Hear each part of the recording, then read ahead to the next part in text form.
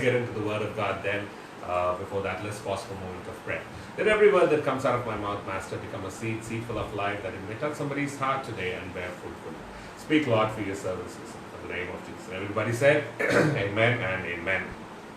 So the topic for today's meditation is our body, which is a living sacrifice. Our body, a living sacrifice. Now, when I say a body, like a human body, we all give so much attention to our body, isn't it? Our physical body, that is I'm talking about, right? We all give, when they say, we want to make it, we want to make ourselves look good, presentable, apply the best of the best creams that, so many shops where you can find the best imported creams and so on and so forth, right? To make our skin softer, make our skin glow, make our skin bouncy and smoother and so on. I would say there are so many things to make you fairer, to make you look younger, isn't it? Right? We go to the best salons, right?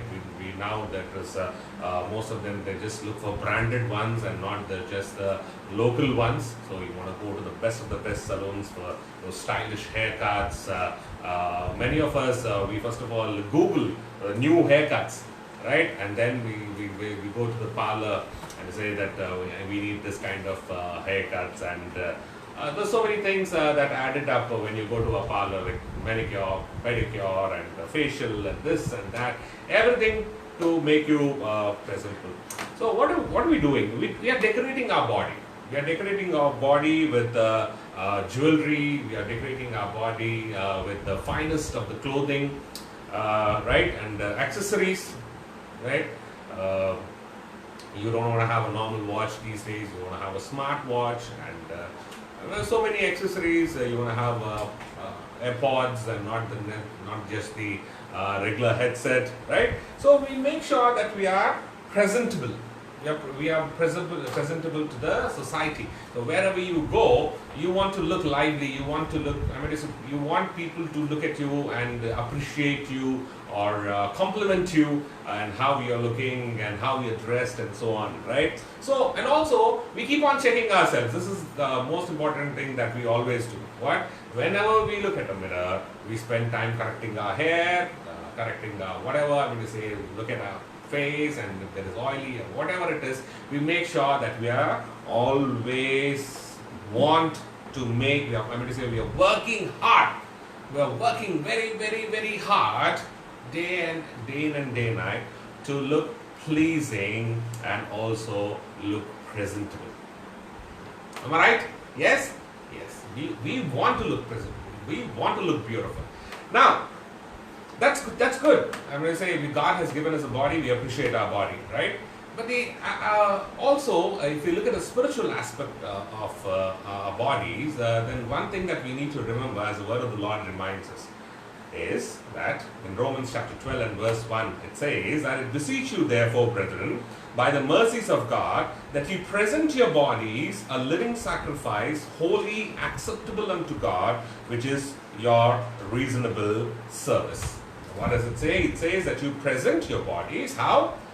As a living sacrifice, holy, acceptable unto God, which is your reasonable service. So, the question for today evening is, as we are making our bodies, like this human body, I'm going to say, whoever you are, a man or a woman, whoever you are, you're making it acceptable to the society. The same way, the question is, are you making it acceptable unto God?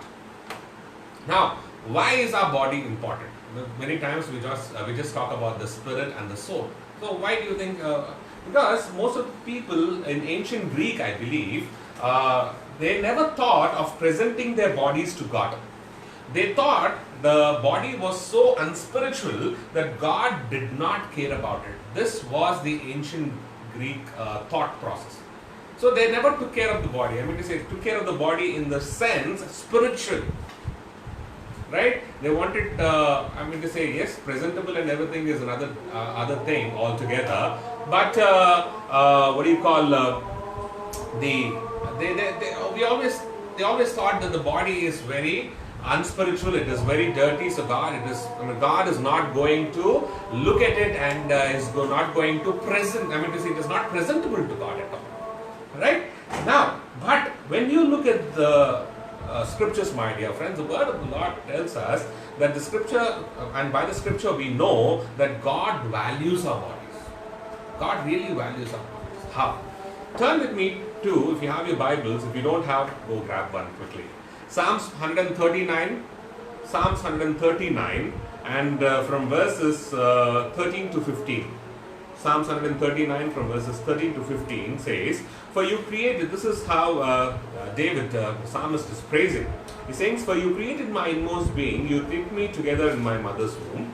I praise you because I am fearfully and wonderfully made. Your works are wonderful. I know that full well. My frame was not hidden from you when I was made in secret place, when I was woven together in the depth of the earth. Your eyes saw my unformed body, and all the days ordained for me were written in your book before one of them came to be." So, what is the psalmist saying? The psalmist is saying that you created my inmost being, that is, you knit me together in my mother's womb. And he says that, "I praise you, Lord, because I am fearfully and wonderfully made." Why do I praise you? Because, see, it says that he's actually coming to know the value, right, of his body. He's coming to know through the Lord that his body was fearfully and wonderfully made. It was created and it was knit together in his mother's womb, and it is with everyone else as well. Right? Also, he says that the frame, that is the skeleton, the external covering of muscular flesh, the tendons, the nerves, the arteries, the veins and skin, right? Where it says that were curiously wrought or made or fashioned. Very, very, very systematically, very, curiously they were putting in a right and the proper way.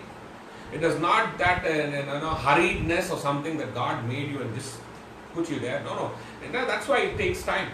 When you are in your mother's womb, it takes 9 months of time. God is forming you, God is fashioning you, God is putting everything together inside, slowly and steady. And how beautiful it is. Like if you are a parent, then you know when you first go for a scanning, then the last scanning that you go, there are so many changes that have happened when you see the scans, right? You know that God is working in them.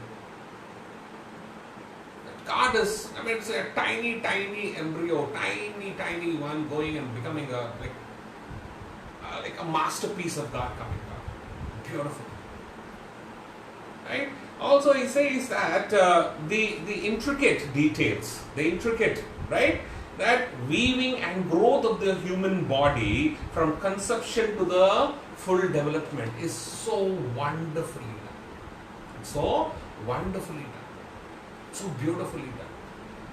Right? So Thomas tells us, right, with the help of the Holy Spirit, that our bodies have a value. Right? Our bodies have a value. And also that we also know through 1 Corinthians chapter 6 and verse 20 that God is concerned about our bodies, because he reminds us that God bought our bodies with a price. Look at 1 Corinthians chapter 6 and verse 20. Let's go to the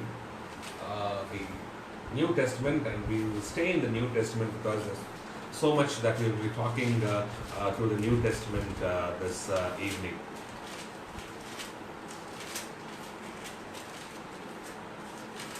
1 Corinthians chapter 6 and verse 20, it says that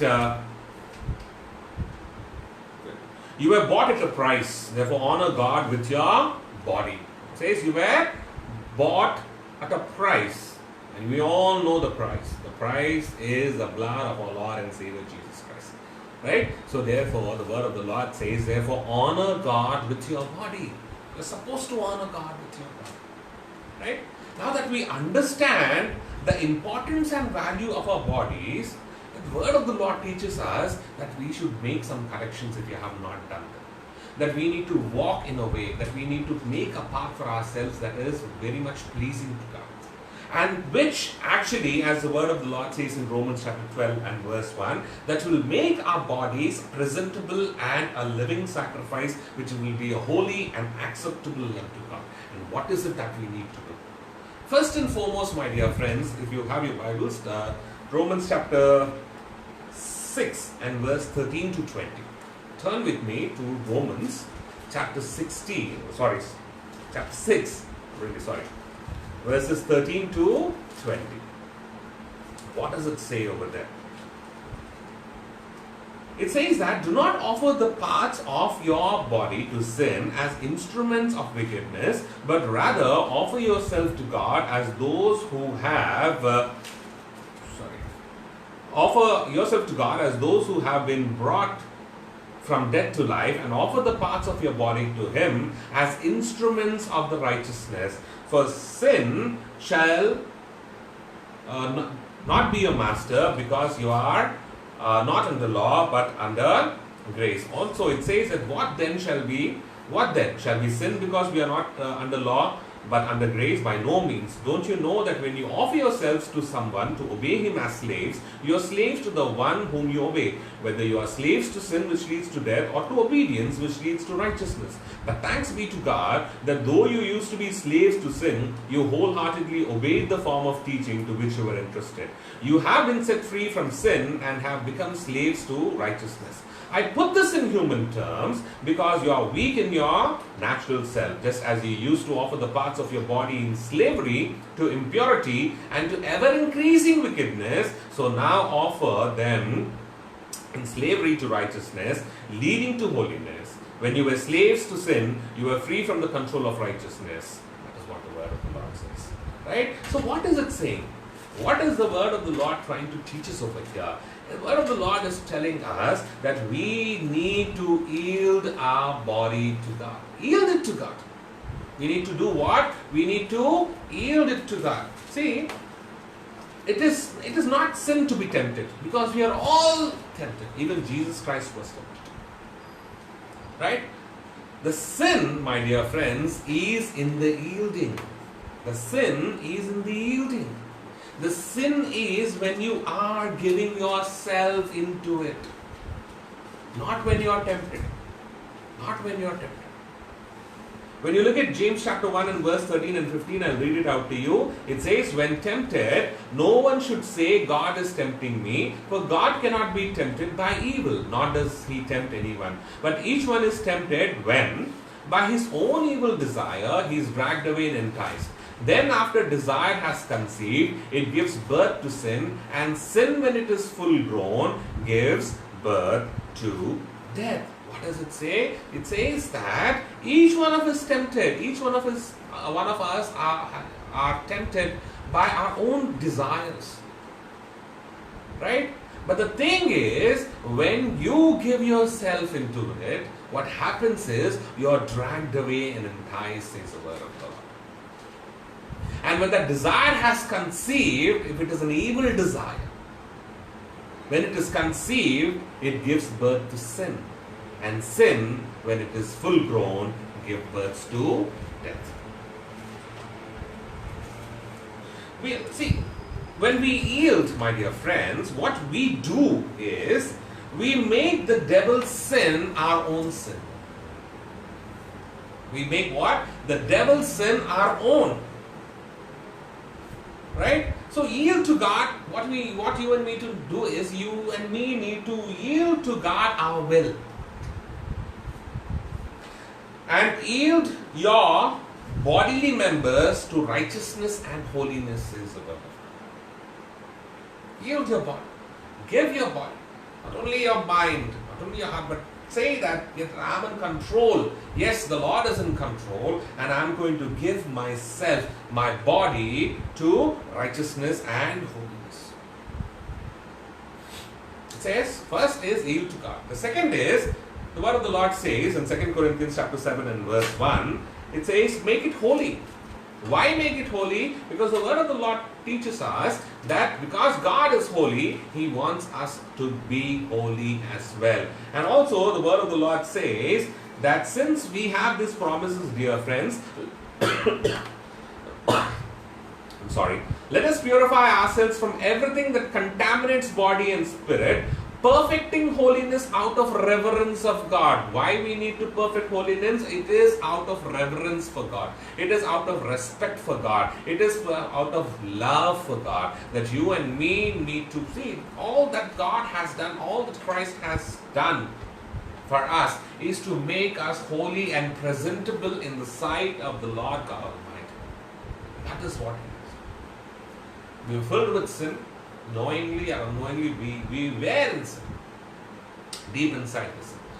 So by the cleansing that is brought forth by His word and by His blood, the God has given His Son so that through Him, through His blood and through the word, that we could be cleansed. Through His blood, yes, we are cleansed, but through His word, every day it's like, once it's not. You have taken a bath, right? You have cleansed inside, right? You're cleansed. And you come out, you go and wash your face, isn't it? You still wash your face, right? You know that you are clean, but still you go and wash your hands, right? What you're doing, you know that Christ has redeemed you. Hallelujah. You know what you need to do. You need to perfect that holiness by always coming into the sight of God and washing yourself. That is what Jesus says. He says the one who has taken the bath, he just needs to wash his hands. That's it. And legs. That's it. He just goes finished. You don't go again and again and have a bath. Every time you want to do something, you don't go again. Right? So that is why it says, let us purify ourselves from everything that contaminates body and the spirit. Make sure you perfect that holiness out of reverence, out of love, out of respect for God. Amen? Make it full of light. Make it full of light. Why make it full of light? Because the word of the Lord says that you are light. You are no more darkness. You are light. You yourself are light. And Jesus said this in Matthew chapter 6 and verse 22. The eye is the lamp of the body. If your eyes are good, your whole body will be full of light. But if your eyes are bad, your whole body will be full of darkness. If then the light within you is darkness, how great is that darkness? But the word of the Lord is teaching us that, let me tell you, what are you meditating upon? That is what Jesus is saying. So if you're meditating upon sin, if you're meditating upon temptation, if you're meditating upon what the world is teaching you, if you're looking at it, because Jesus clearly said, eye is the lamp of the body. Yes, we do believe after we see, right? And something that we see, it attracts our life. Now the word of the Lord is saying that if you are good, then your whole body is full of light. That means you will meditate, you will see only good things, because you will hate the darkness. Even in the darkness, you will always try to find light. You don't want to sit in the darkness. The moment the power goes off in your home, what do? The first thing that you do is you go and grab your phone, which is always at your side. But there were days that we didn't have the phones in our hand. Right? What we used to do, we used to run for the torches. We used to run for the lanterns. We used to run for the candles in our home. Right? Because we don't want to sit. We don't want to sit and spend time in darkness. Even when you go out somewhere, right?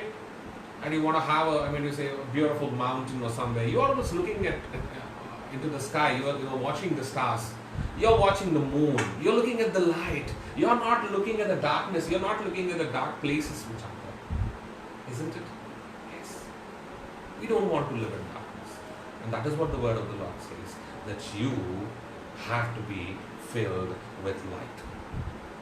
Make your life full of light, so that others may also be benefited through it. If you are darkness, then you will always want to be in darkness.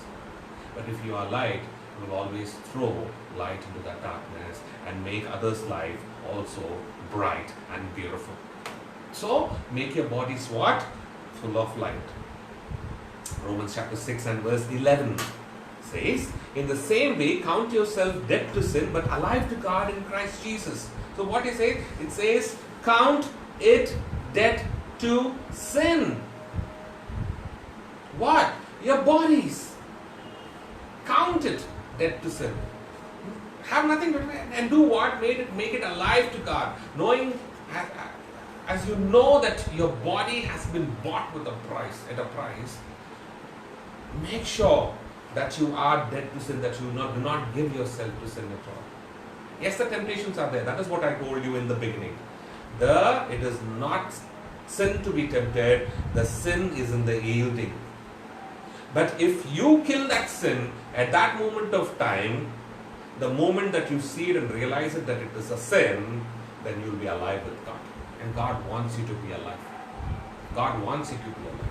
God doesn't want you to be dead. Even when you die, even after we die, God says that He will again give us life back. The same life, it is not a new life, when He calls us up.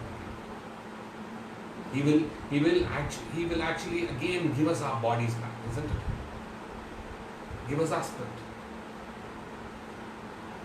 God is concerned.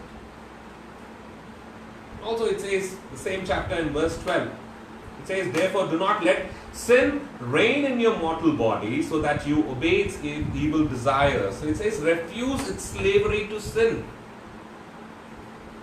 Refuse. Completely refuse. Make it dead to sin. Refuse. Say no to it. Say no to it. Adam and Eve, when they committed the sin, they didn't refuse. They accepted the offer. They accepted it. However tempting it is, my dear friends, however tempting it may be, make sure that you close your eyes at that moment of time. Look to God and say, Lord, I want to be alive in you. I don't want to be dead. I don't want to be a slave to sin. But I want to be filled with righteousness and holiness. And God will give you wisdom. And God will pour out fill you with His Spirit so that you can refuse to that temptation, which is evil temptation. Amen? Right? And also, it says mortify its deeds. Embarrass its deeds. What do I mean by that? Chapter 8 verse 23. 8 and verse 13. It says that, for if you live according to the sinful nature, you will die. That is what we talked about just now. But if by the Spirit you put to death the misdeeds of the body, you will live. What it says? It says, if you live according to the sinful nature, surely you will die, because the wages of sin is death. We know that. Right? But it says, but if you live by the Spirit of the Lord, what will happen? You are going to put to death the misdeeds of the body. You're going to embarrass, you're going to say no to it. You're going to refuse it, as I told you. And what is going to happen? The word of the Lord is very clear, that you're going to live and not die. Live and not. Very quickly. Refuse to defile it. What do I mean by that? 1 Corinthians chapter 3 and verse 17. 1 Corinthians chapter 3 and verse 17. Please make a note of this so that when you are at home, you can just sit and meditate upon it. Right? 1 Corinthians chapter 3 and verse 17 says, or from verse 16, it says that don't you know that you yourselves are God's temple and that God's Spirit lives in you? If anyone destroys God's temple, God will destroy him, but God's temple is sacred and you are that temple. It says, 1 Corinthians chapter 3 and verse 17. Yeah, it says that you're not going to defile it. You're not going to make it unholy. You're not going to make it, unholy for them. God resides in you. His Spirit resides in you. So make sure that the word of the Lord says that now that your body is the temple and your heart being the altar, please make sure that the fire is always burning on the altar. You remember, I talked about this, I think a month back or so. If you don't remember, the message is there on the YouTube. And always go back, fire on the altar. And the altar being the heart. If your body is the temple, then the heart is your altar. The word of the Lord says, make sure that no one destroys God's temple. Make sure that you don't fall to it. Fall for it. Anything that is sin, anything that is tempting, anything that is evil, anything that takes you away from God. Because remember, God has bought you with a very costly. You have been very costly. You and me. We have been very expensive. God teaches us through His word. We are not just cheap buy. We are not. We were not bought in a sale. We were not bought in a 50% off or 1+1 off. Let me tell you, we have been bought at a very expensive, most expensive price. The price is the Son Himself. Amen. Right? Also, make it a temple of Holy Spirit. Same 1 Corinthians chapter 6 and verse 19 says, do you know that your body is a temple of the Holy Spirit who is in you, whom you have received from God? You are not your own. You are not your own. You are not. Jesus said very clearly, if you do not have my Spirit, you do not belong to me. You do not belong to me. So are you filled with the Spirit? Do you have the leading and guidance of the Holy Spirit? The Spirit of the Lord teaches you to pray. The Spirit of the Lord teaches you to gain wisdom and knowledge. The Spirit of the Lord teaches you to understand His word. The Spirit of the Lord teaches you where to go and where not to go. So the word of the Lord is clearly telling us, make it a temple of Holy Spirit. Please make sure that it is a temple of Holy Spirit.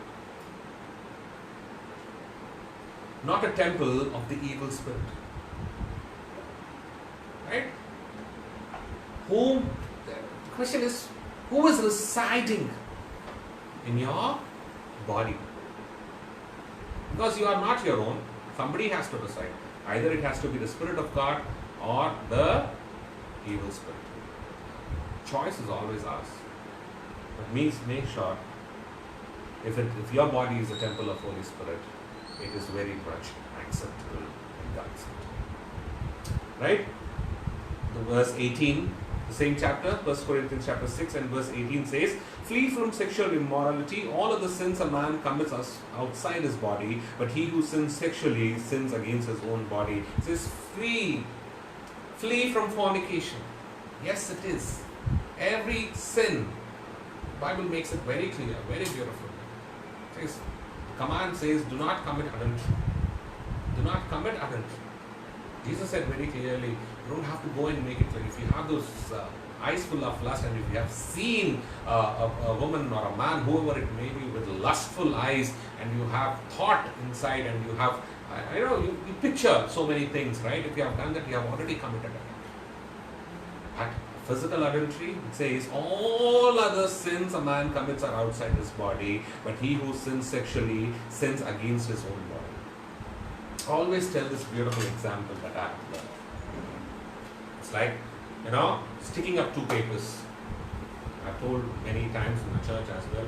If you're listening to this, if you have not listened to it, listen to this. Stick up two papers, nice gum to it, and stick it up. Right? Leave it there for some time.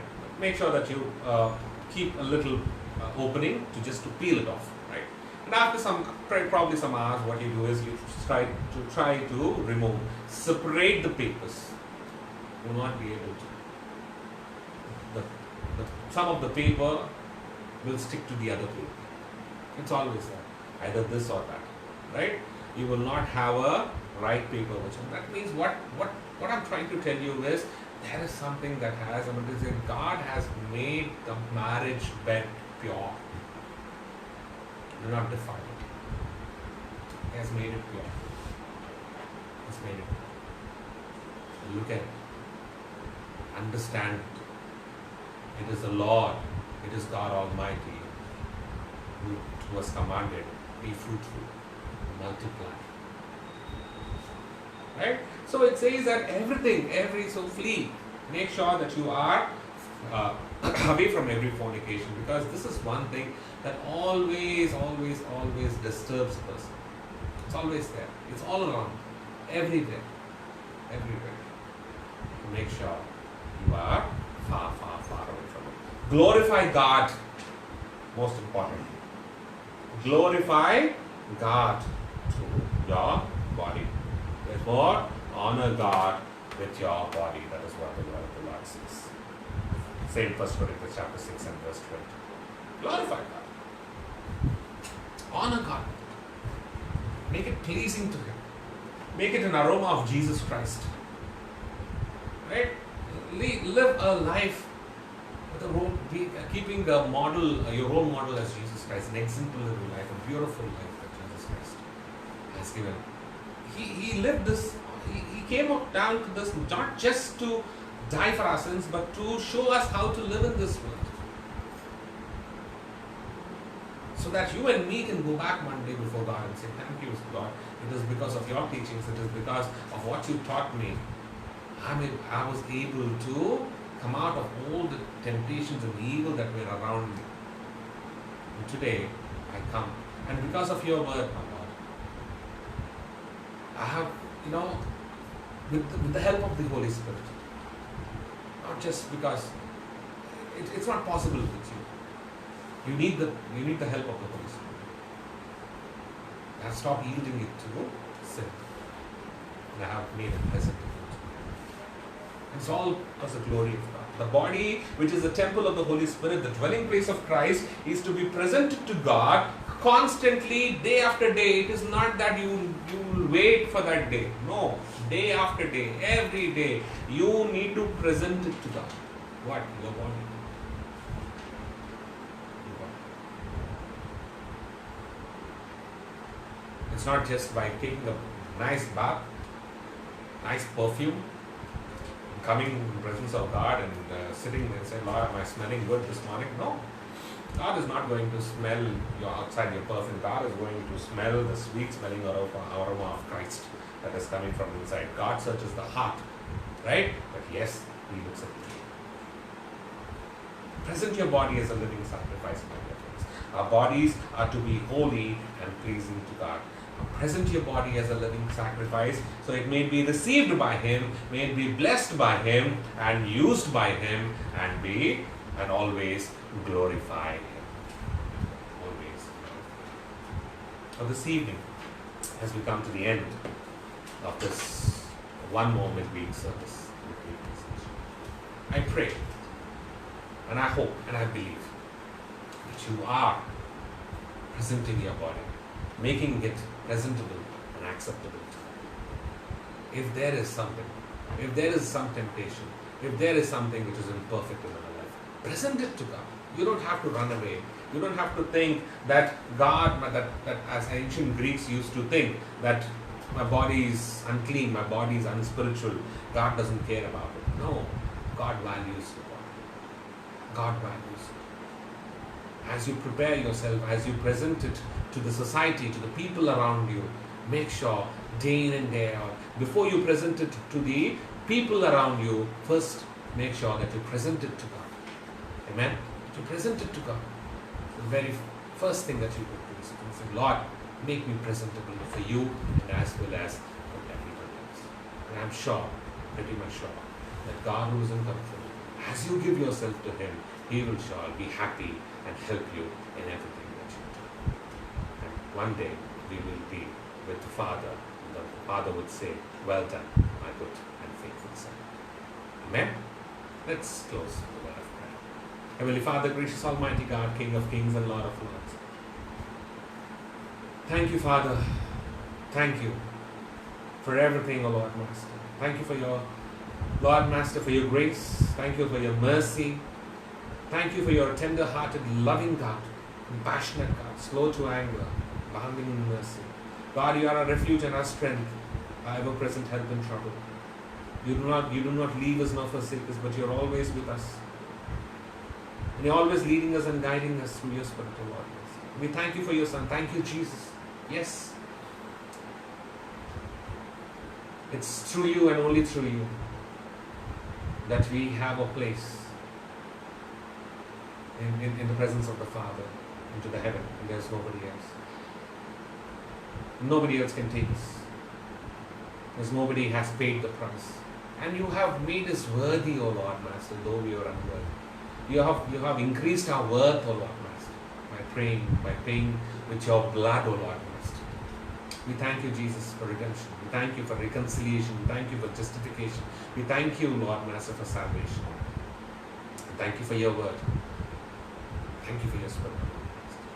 Yes, Master, as we have meditated upon the word this evening time, O Lord Master, help us to make it always presentable to you, acceptable to you, as a living sacrifice to you, so that you, Lord Master, there will be always a sweet smelling aroma, O Lord Master, that you would all be pleased with our life and with our lifestyles, O Lord Master, that we would not be, Lord Master, always pleasing the world, O Lord Master, but most importantly, may we take our time to please you first, O Lord Master, and for sure we'll know how to please others as well, O Lord. We don't have to please others when we are pleased you, Master. We know, Lord Master, that you are with us, O Lord Master, and Lord, your favor rests upon us, O Lord Master. So we thank you once again, O Lord Master. Make us presentable. Make us, O Lord Master. Teach us through your word, O Lord. Help us, O Lord, so that we can learn from your word and make ourselves presentable to you all the time, O Lord.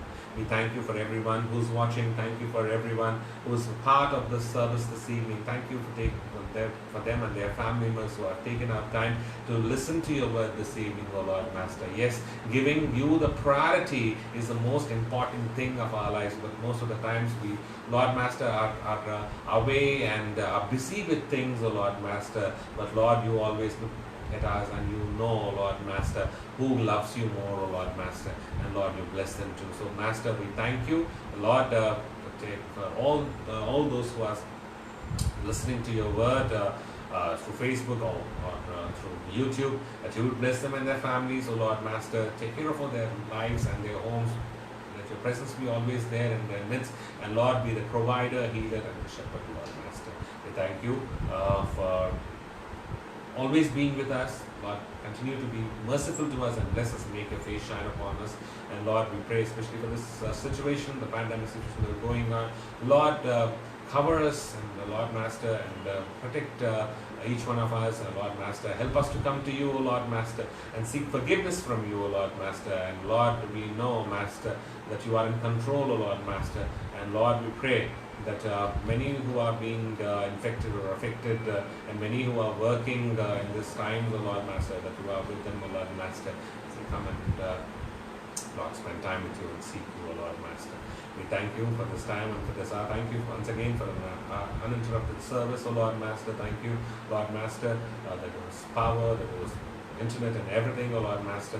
And we give you thanks, and be with us through this week, and till help us to again meet again, Lord Master, on Sunday.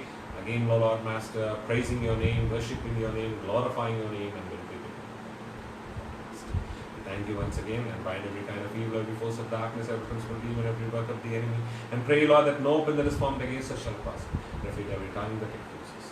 And this we ask in the most precious name of our Lord and Savior Jesus Christ, who taught us to pray. Our Father, who art in heaven, hallowed be thy name. Thy kingdom come, thy will be done, on earth as it is in heaven. Give us this day our daily bread, and forgive us our trespasses, as we forgive those who trespass against us. And lead us not into temptation, but deliver us from evil.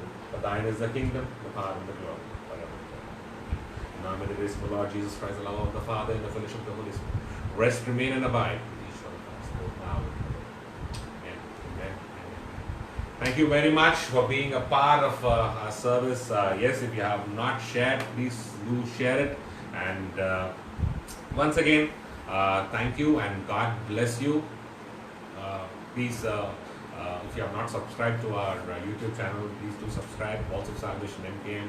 Find all the messages that are there, and we'll see you back again on Sunday, though not physically but virtually, that you will be able to, and I'll be happy when I see your comments and